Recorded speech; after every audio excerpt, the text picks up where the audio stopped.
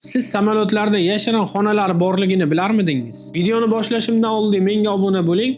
Fevral oxirigacha 20 mingta bo'lsak, obunachilarimdan biriga bilet sovg'a qilaman. Bu yashirin xonalar ekipaj a'zolari dam olish joyi deb nomlanadi.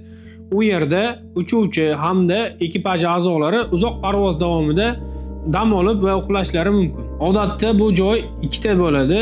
Biri ekipaj a'zolari uchun, biri uchuvchilar uchun. Bu yashirin xonalar yangi samolyotlarda Boeing 787 hamda Airbus A350 samolyotlarining asosiy kabinasi ustida bo'ladi. Uchuvchilarning dam olish joyi, uchuvchilarning kabinasi yuqorisida bo'ladi.